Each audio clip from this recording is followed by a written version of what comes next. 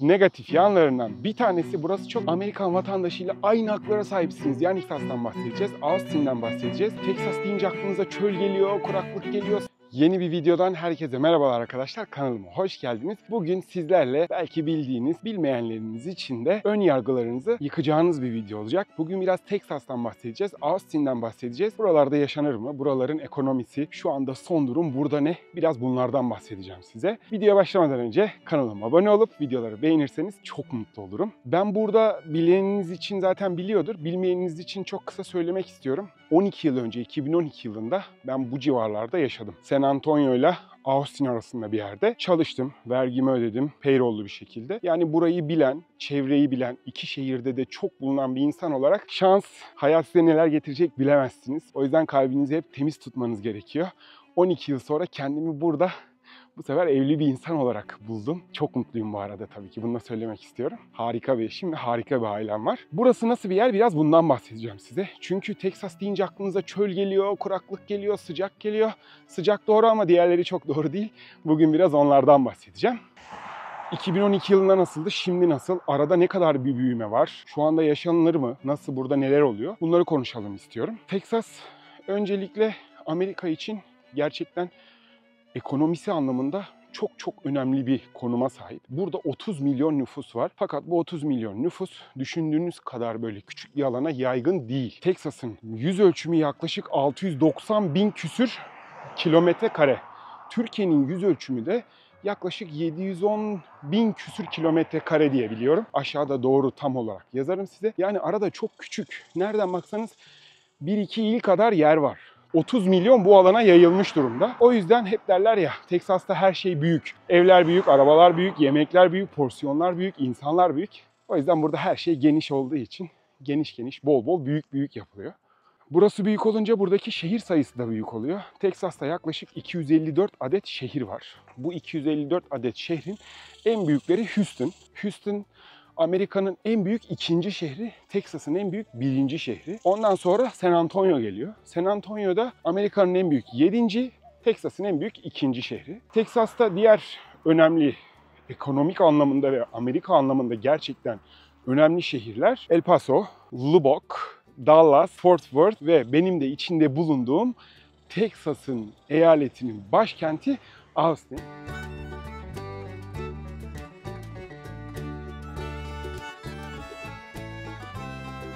Austin benim yaşadığım yer.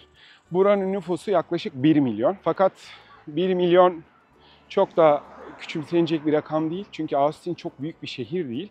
Ve Austin şehrinin etrafında başka lokasyonlar olduğu için oraların nüfusları ayrı sayılıyor. 1 milyon nüfus buraya göre gayet iyi. Aslında çok daha azdı. Fakat Covid'den sonra buraya inanılmaz bir göç oldu. Ve bu göçle birlikte buranın nüfusu şu anda öngörülemeyen bir şekilde artıyor. Bakalım daha ne kadar artacak, bunu hiçbirimiz bilmiyoruz. Çok kısa bahsetmek istiyorum. Bilenleriniz için değil, bilmeyenleriniz için. Texas daha önceden bağımsız bir ülke, yani bağımsız bir cumhuriyet olduğu için bayrağında bir yıldız var ve bu yıldız da yalnız eyalet, Lone Star State. O yüzden bayraklarındaki yıldızın da anlamı bu. Texas ekonomisi inanılmaz büyük. Hem Amerika için hem dünya için gerçekten çok önemli bir konuma sahip. Burada sadece Texas dediğinizde aklınıza çöl, kuraklık geliyor ama burada benzin, petrol inanılmaz. Amerika kendi ülkesinin petrol ihtiyacının %40'ını sadece Texas'tan çıkartıyor. Yani inanılmaz bir rakam. Düşünsenize Amerika'nın büyüklüğünü. Amerika içinde yaklaşık aylık 900 küsür milyon dolar bir ihracat ya da ithalat, onu tam bilmiyorum. Yani iç pazara satış. Yani Amerika'nın diğer eyaletleri her ay Texas'tan 900 küsür milyon dolarlık, 1 milyar dolarlık bir hacim gerçekleştiriyorlar. Buradaki yerel üretimi artık siz düşünün her anlamda. Hayvancılık var, elektrik var, petrol var, madencilik inanılmaz, mobilya, şarap, ne ararsanız burada bulabilirsiniz. Biraz gelelim burada yaşayan insanlara. Burada Amerikalılardan sonra en çok Meksikalılar yaşıyor. Meksikalılardan sonra çok şaşıracaksınız, Almanlar yaşıyor. Almanlardan sonra Afrikalılar, İngilizler, İskoçlar diye devam ediyor. Burada konuşulan dil İngilizce, İngilizceden sonra İspanyolca, İspanyolcadan sonra burada Lehçe, Türkçe, 3. sırada Almanca, Fransızca, Hintçe, Çince, Vietnamca bu diller konuşuluyor. Yani burada listenin içinde Türkçe de var. Hatırı sayılır miktarda Türk yaşıyor Teksas'ta. Gerçekten çok fazla. Özellikle Austin'de son yıllarda inanılmaz arttı. O yüzden Teksas'ın konumu, bulunduğu yer itibariyle ve ekonomisi itibariyle Amerika için bir vazgeçilmez. Fakat burası tek başına bir ülke olsa dünyanın en büyük yüz ölçümüne sahip sanırım 4. ülkesi ve dünyanın en büyük ekonomisine sahip 6. ülkesi olabiliyor. Askeri bakımdan da dünyanın en büyük askerine sahip 7. sırada, 6. sırada olabiliyor. Düşünün, bu kadar güçlü bir eyaletten bahsediyorum size. Peki bu eyalette yaşamak kolay mı? Evet, hem de hayır. Tabii ki de nereye gideceğinize bağlı ve ikincisi, en önemlisi, nasıl geleceğinize bağlı. Buraya eğer çalışma izniniz olmadan gelirseniz farklı zorlukları var. Çünkü burada çok büyük, evet 30 milyon nüfus yaşıyor ama 30 milyon nüfusu yoğun olarak hissetmiyorsunuz.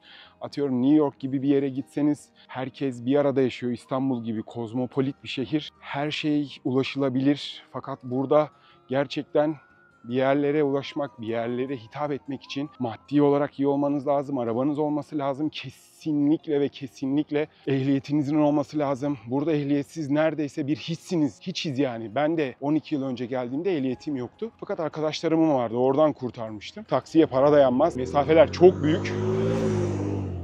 Ehliyetiniz varsa kralsınız. Zaten Amerika'daki en büyük kimlik ehliyet arkadaşlar. Buraya gelecek olanlarınız için bu çok önemli.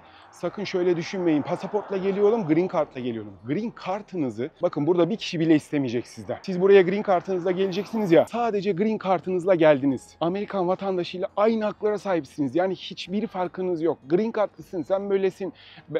Kimse sizin green card'lı olduğunuzu bile bilmiyor. Bir tek farkınız, oy kullanamıyorsunuz. Kredi çekiyorsunuz, ev alıyorsunuz, araba alıyorsunuz. Her şeyi yapabiliyorsunuz. Oy kullanamıyorsunuz. Bu kadar. Ya da vizeli olan ülkelere gidemiyorsunuz. Kendi ülkenizin pasaportu el verirse o şekilde gidiyorsunuz. Yoksa vize almanız lazım.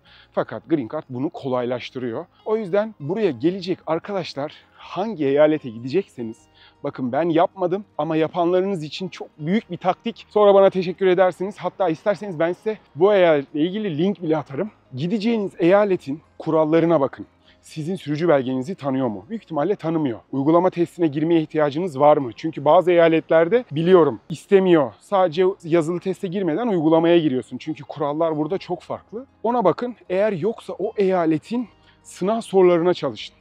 Gelmeden önce buranın sınav sorularına mutlaka çalışın. Çünkü gelir gelmez bunu almanız lazım. Özellikle Texas bazında konuşuyorum. New York'ta metro ile her yere gidersin belki ama burada yapamazsın. Burada öyle ulaşım ağı güzel ama öyle senin yaşayacağın yerden geçiyor mu orası da meçhul. İstanbul gibi değil. Ehliyet 1. Bunu halledeceksiniz. Buraya gelir gelmez. Banka hesabı bile açamıyorsunuz. Bakın öyle düşünün. Buranın üzerinde çok durdum, kusura bakmayın. Çünkü çok önemli bir konuydu. Bunu anlatmak istiyordum. Şimdi biraz Austin'e gelelim. Austin'de buranın artıları neler, eksi neler, bundan bahsetmek istiyorum. Austin'deki en büyük artı, birinci artı bence buraya geldiğinizde hissedeceksiniz. Burası çok arkadaş canlı bir şehir. İnsanlar burada sizi çabuk benimsiyorlar. Çabuk arkadaşlık kurabiliyorsunuz. O anlamda yalnız hissetmenizi gerektirecek bir durum olmuyor. Eğer arkadaş edinmek isterseniz bence buradan daha kolay bir eyalet görmedim. Bütün eyaletlere gitmedim. Fakat gittiğim eyaletlerin arasında en kolay arkadaş edinebilecek eyalet burası. O yüzden hani ben gelirim, canım sıkılır, arkadaşım olmaz, Amerikalılar böyle içine kapalı insanlar diye düşünmeyin. Teksaslılar gerçekten arkadaş canlısı. Hiç o internetteki vahşi batı falan, onları unutun. Buradaki insanlar arkadaş canlısı, yardımsever. O yüzden bence burası artı bir. İlk sıraya yerleştiriyorum bunu, tartışmasız. Şimdi birbirine bağlayarak gideceğim. Tabii arkadaş kurmak kolay falan dedim. İkinci sıraya da yine aynı kategoriden devam ediyorum. Burası Y kuşağı için harika bir şehir. Yaklaşık olarak yanlış hatırlamıyorsam Austin nüfusunun %31'i Y kuşağından. O yüzden burada inanılmaz bir genç popülasyon var. Bu anlamda bunu ikinci sıraya koyarım. Buranın en büyük üçüncü özelliği, belki bana güleceksiniz ama, doğası. Evet, bunu size gerçekten samimi olarak söylüyorum. Bunu söylerken de kameramın tersini çevirip size o şekilde anlatacağım. Austin çöl, hiç ağaç yok. Bildiğiniz vahşi batı. Evet arkadaşlar, gördüğünüz gibi buranın çöl hali burası. Bir tane toprak parçası yok. İnanılmaz güzel yeşili olan, inanılmaz güzel doğası olan, açık hava etkinliklerinin sınırı olmayan, trekking anlamında, etkinlikler, rekreasyonlar anlamında bu şehir sonsuz seçenek sunuyor. Diğer eyaletlerden bahsetmiyorum, Austin'den bahsediyorum. Dördüncüsü ve hepimizin çok sevdiği Boğazımız. Burası yemek anlamında yine hem Meksika'nın kuzeyinde hem de Amerika'nın en güneyinde olduğu için Meksika efekti altında, influensi altında kalan bir eyalet, şehir.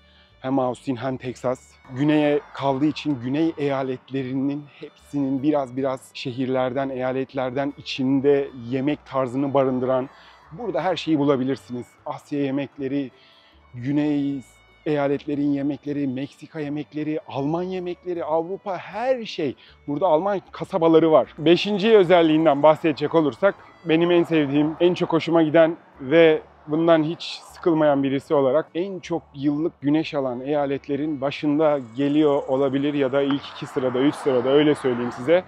Yılda ortalama 220 küsür gün, güneşli gün var burada. Sıcağı evet, onu birazdan eksilerinde konuşacağız ama şu anda artılarından bahsedecek olursam Austin inanılmaz güneş alan bir yer. Yaz ve sonbahar. 2 mevsim falan yaşanıyor. Kışı yok. Onu da eksilerinde birazdan konuşacağız. Ben tam bir güneşçiyim. Artı 50 derecede bile mutlulukla yaşayabilen bir insanım. Eksi 50'yi de gördüm. Artı 50'yi de gördüm. Eksi 50 mi artı 50 mi? Artı 50 arkadaşlar. Benim tercihim bu. Ve Austinlilerin gurur duyduğu ve Austin'in namının en ünlü olduğu noktalardan bir tanesi de müzik. Burada Austin'de live müzik bu işin son noktalarından bir tanesi. Sadece Sixth Street'te değil, Sixth Street videom da var, onu da izleyebilirsiniz. Austin'in müzik kültürü, müziğe verdiği değer, önem gerçekten ama gerçekten inanılmaz ötesi. Aklınıza gelebilecek dünyada kim varsa hepsi burada sahne alıyor. Burada her hafta çok güzel, kaliteli ve dünyaca ünlü celebrity insanlar mutlaka konser veriyor. Bakın her ay bahsetmiyorum. Burada isterseniz Austin'de ya da çevredeki şehirlerde mutlaka çok güzel bir konser mutlaka bulabilirsiniz. 7. özellik şu anda çok bana hitap etmiyor. İleride inşallah hitap edecek. Siz kanalıma abone olup videolarımı beğenirseniz ben gelir olacağım ve gelir elde ettiğim zaman hayatımı idame edeceğim.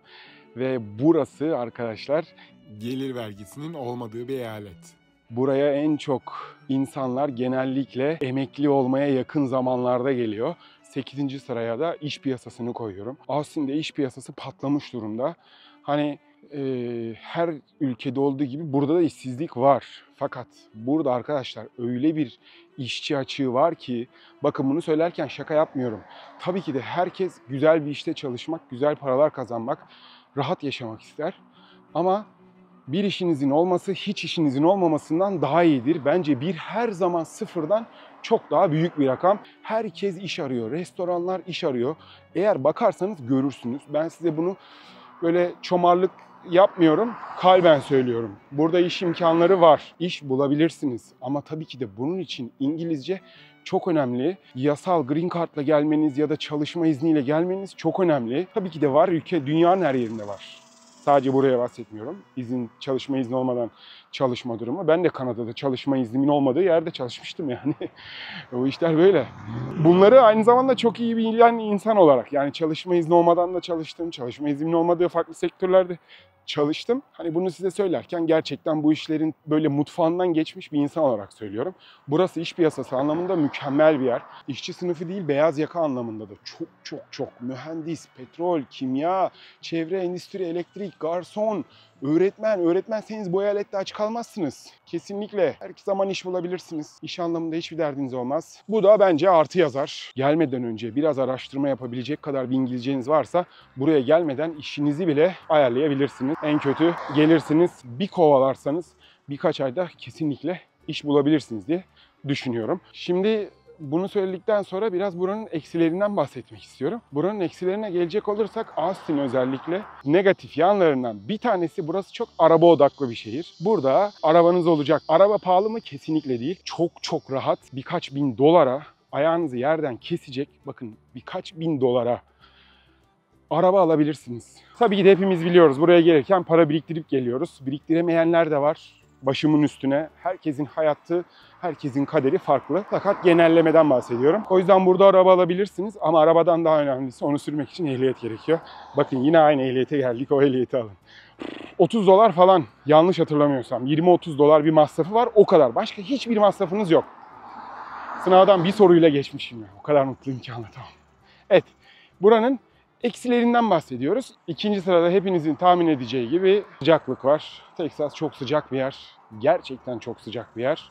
Burada yazın Nisan'da başlıyor. Yani şu anda biz Haziran ayındayız. Hissedilen dün mesela 43-44 dereceydi. 35, 36, 37 bir başlıyor arkadaşlar. 100 Fahrenheit'in üzerine aşağıda dereceyi yazarım. İnanılmaz çıkıyor. Çok gün var 100 Fahrenheit'in üzerinde olduğu. Yani Teksas'a geliyorsanız buranın sıcağı hakkında gerçekten okey olmanız lazım. Bunu bilip, bunu kabul edip sıcağı seven bir insansanız burası cennet. Ama hiç sıcağı sevmiyorsanız, buraya böyle şans eseri geldiyseniz alışmanız biraz zaman alacak. Onu söyleyeyim baştan. Buranın eksisine yazar mı? Ya, komsi komsa yazabilir. Yazar bence. Buranın son zamanlardaki en büyük problemlerinden bahsedeyim ben size. Güncel olarak durumdan bahsedeyim. Ev fiyatları. Arkadaşlar bu kadar pahalı hiç daha önce ev fiyatları burada görmemiştim. 12 yıl önce de buradaydım. Fakat şu anda Austin'de ev fiyatları özellikle Covid'den sonra var ya uçmuş durumda. Anlatılamayacak derecede artıyor. Alınabilir mi? Evet, alınabilir. Burada çalışıp para kazanan bir insanın zaten burada mortgage sistemi var. Herkes alıyor, hayatının sonuna kadar ödüyor. Ama onu kapatabiliyorsun kesinlikle, öyle bir şey yok. Fakat ev fiyatlarının artma hızı burada inanılmaz fazla son yıllarda. Bu burası için bence bir eksi yazar. Ve burada şöyle bir sorun vardı. Ben geldiğimde geçen sene emlak vergisi çok yüksekti. Şimdi bunu buralılar biraz kızabilir bana ama Teksas'ın yerlileri Covid'den sonra buraya çok göç olduğu için gelir vergisi falan yok. Herkes için çok güzel. Yemek burada, barınma, yani ev satın alma pahalı ama yemek ihtiyaçlarını, gayri böyle ihtiyaçlarını karşılama gerçekten çok uygun. İnsanlar buraya çok taşındı ve buralılar da gelir vergisi olmadığı için emlak vergilerini çok yüksek tutalım. Belki insanlar gelmekten vazgeçer bu sebepten dolayı, başka eyalete gider dedi.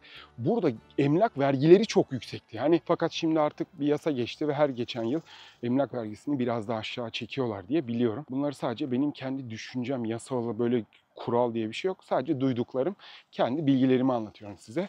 Fakat burada emlak vergileri bu şehir için bir eksi yazar bence de. Olumsuz yanlarından bir tanesi. Buraya gelirseniz sadece evi aldıktan sonra değil, o evin emlak vergisini de, yıllık ödemesini de hesaplamanız lazım. Gelir gider hesabınızı buna göre yapmanız lazım. Çünkü bu sebepten dolayı biliyorum, bizzat biliyorum.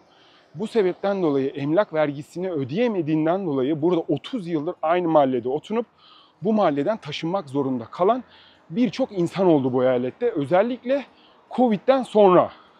Hani böyle çok büyük eksi değil ama yarım eksi diyebileceğim bir tanesi. Tabii ki de İstanbullular bana gülebilir. İstanbul'dan gelen, doğmuş büyümüş birisi olarak buranın trafiği bizim için diyeyim size. O yüzden ama buraya göre trafik biraz fazla. Buranın trafiği olmaya başladı. Trafiği artmaya başladı. Tabii bu biraz şımarıklık gibi geliyor bana İstanbul'dan gelen birisi olarak.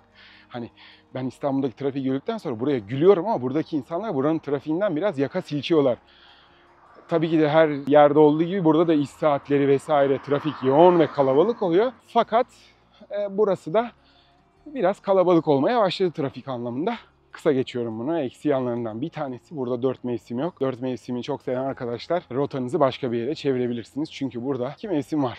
Kışmış yok yani. Ama bir gün mesela bu sene bir gün Ocak ayının 16'sı mı 17'si mi ya da 14-15'i o civarlarda bir şey. Bir vortex geldi. Eksi 17 oldu. Kar yağmadı ama şu anda yürüdüğüm yol mesela yürüyemiyordum. Buz tuttu. Ama şaka değil. Bayağı buzdu böyle. Çok büyük alarm verildi dışarı çıkmayın falan. Biz 2 gün evden çıkmadık. Bir gün sonra 28 derece oldu. Ben video çektim. Kanalımda bile var. Bahsettiğim, onu izleyebilirsiniz. Vortex zamanında. Bir gün sonra çıktım. Şort, tişört, güneşlendim. Böyle kırmızı oldum, yandım. Ama o kış olduğu anlamına gelmiyor. İstisnalar kaideyi bozmaz. Burada 2 mevsim var. İlk bahsettiğim artısı vardı. Buradaki insanlar çok arkadaş canlısı diye. Evet, çok arkadaş canlısı. Fakat Austin'in biraz böyle çevre dışına çıktığınız zaman buranın böyle hiç el değmemiş yerleri var. Yerli burada yaşayan insanlar var. Her zaman onlar buradaki gibi, bu şehirdeki kozmopolit yapı gibi olmuyor. Geleceğiniz yeri, hani bu eksi olarak yazdım ama sadece şunu söylemek istiyorum. Geleceğiniz yeri çok iyi seçin. Austin'in şehir merkezi biraz pahalı olabiliyor ama Round Rock, Whitestone, Pflugerville. Buralar yeni büyüyen, expand eden yerler. Çok güzel yerler. Buralara taşınabilirsiniz. Ben o civarları biliyorum çok iyi. Takıldığım yerler genelde oralar. Oralara gidin ama o Georgetown olabilir, daha da uzak. O yüzden buraya gelmeden önce fizibilite çalışmanızı çok iyi yapın. Nereye geleceğinizi iyi ayarlayın. Burada gelip burada yer bulmak gibi düşünceniz de olabilir. Zorlanmazsınız ama kalacağınız yeri mutlaka iyi seçin. Size artılarını eksilerini biraz söyledim. Şimdi kendi fikrimi çok kısa bahsedeceğim. Başınıza artmayacağım. Burası gerçekten saydığım artılarının hepsini kalben, daha çok artıları falan da var da ben kendi fikrimi de içine barındırarak söyledim. Ben burada yaşamayı çok seviyorum. İnsanlar çok sıcakkanlı, çok güler yüzlü. Yardıma ihtiyacınız olduğunuzda bir el mutlaka geliyor. Samimi olarak söylüyorum bunu. Burası düşündüğünüz gibi böyle Texas vahşi batı, silahlı adam öldürme falan. Ben 12 yıl önce de buradaydım. Gece yarısı eve gitmek için otostop çektiğimiz de oldu. Araba bulamadık. Sokakta bekledik, sokakta uyuduk, kaldık. 21 yaşlar, 22 yaşlar o zaman. Gençlik tabii. Şimdiki evlilik cesaretimle yapar mıydım tartışılır ama şu anda da mesela burada bir yıldır ne bir tartışma, ne bir kavga, ne insanların birbirine bağırışması, ne etrafımda herhangi bir silahlı olay duymadım. Ama haberlerde görüyorsunuz Teksas'ta silahlı saldırı. Evet, Teksas çok büyük bir yer. Türkiye kadar büyük bir yerden bahsediyoruz. Yani Türkiye'yi düşünün ya da hani yanlış anlamayın beni, Türkiye'yi değil de Fransa'yı düşünün. Fransa'da da silahlı olay oluyor. Her gün baktığınız zaman eğer Fransa'yı Teksas kadar büyük bir yer hayal edin. Fransa'da da her gün silahlı olaylar oluyor. Ama burası Teksas, vahşi vatan derler ya, adın çıkacağına canın çıksın diye. Evet, burada silah almak çok kolay. Burada gidiyorsunuz, ekmek alır gibi silah alabiliyorsunuz. Bizim böyle SPX'i düşünün Türkiye'de. Spor mağazası, her şey var. Outdoor, indoor vesaire vesaire. Buranın da SPX gibi yerleri var. Orada silah da satılıyor. Gidiyorsunuz. Nasıl SPX'e gidip kayak malzemesi alıyorsanız burada gelip buranın SPX'inde silah da alabiliyorsunuz. Çok basit ama herkes alıyor diye burada herkes silahlı, her gün silahlar konuşmuyor. İnsanlar hiç bir kere bile çıkartıp birbirine silah çektiğini görmedim. 12 yıl önce de görmedim, bugün de görmedim. Ama dünyanın her yerinde olduğu gibi burada da silahlı olaylar oluyor. Şu anda Amerika'da biliyorsunuz çok büyük bir göçmen sıkıntısı var. Aşağıdan inanılmaz yasa dışı göçmen geliyor. Ben buraya gelmek için 3 yıl kağıtlarımı bekledim. 3 yıl sonra yasal olarak Ankara'da aldım green card'ımı, geldim. Burası cumhuriyetçi bir eyalet. Hiçbir şekilde Türkiye'de olduğu gibi burada da hiçbir şekilde partiye anlamında taraf olmuyorum, tutmuyorum. Öyle bir şeyim yok. Ben sporcuyum. Cumhuriyetçi eyalet burada yaşayan insanların güvenliğini çok sıkı tutuyor. Yasa dışı göçmenlik kuralına biliyorsunuzdur. Çok haberlerini duyuyorsunuzdur. En büyük tepki buradan geliyor. Buranın eyalet başkanı Abbott inanılmaz sert, diyor ki yasal olmayan yollardan insanı almak istemiyorum diyor. Biz burada hiç hissetmiyoruz. Yani ben burada Austin'de yaşayan birisi olarak hissetmiyorum. New York'ta, San Francisco, Kaliforniya, Los Angeles, oralar felaket durumda. Demokrat eyaletler. Hani şu anda biliyorsunuz Amerika Birleşik Devletleri Başkanı Demokrat Joe Biden bu politikayı gidiyor. O yüzden demokrat eyaletlerde çok daha fazla yasa dışı göçmen var. Buraya geliyorlar, buradan otobüse koyuyor, hop yallah başka eyaletlere gönderiyor. Otobüs parasını veriyor, uçak parasını veriyor, cebine telefon veriyor, para veriyor, davanı bekle diyor ama burada bekleme, git diyor, başka yerde bekle diyor. Burayı seviyorum. Buradan başka nerede yaşardın diye sorarsanız bilmiyorum. Gerçekten bilmiyorum. Gördüğüm eyaletler var. Evet, çok güzel eyaletler gördüm. Ama bilmiyorum ya. Ben bu sıcağı bırakamam galiba. Bırakırsam aynı bu şekilde sıcak bir yere gitmek isterim. Ama her insanın gönlünde bir aslan yatar. Benim de Amerika'daki kalbimde yatan yer New York. Seviyorum abi. Seviyorum yani. New York'u seviyorum. Yaşanılır mı? İnanılmaz çilekeş bir yer. İstanbul'dan kalabalık. Hayat 7 gün 24 saat devam ediyor. Hiç uyumayan, ışıkların hiç kapalı olmadığı, kaos. Ne ararsanız var ama o New York'u seviyorum ya. Kaoslu mu seviyorum bilmiyorum, anlamadım. Yani şu an çok da huzurlu bir yapı ve mentaliteye sahibim ama New York'u çok seviyorum. Eğer maddi durumum el verse New York'ta yaşamak ister misin? Belki buradan sonra maddi durumum el verirse New York'ta herhalde buradan yaşamasam orada yaşardım derim. Eğer videoda anlatmadığım, size cevap olmayan bir sorunuz varsa yorumlara belirtin. Eğer sorular çok gelirse ben size onun için de bir video mutlaka hazırlarım. Fakat bugünlük bu kadar. Videomu buraya kadar izlediğiniz için hepinize çok teşekkür ederim. YouTube kanalımı büyütmeye çalışıyorum.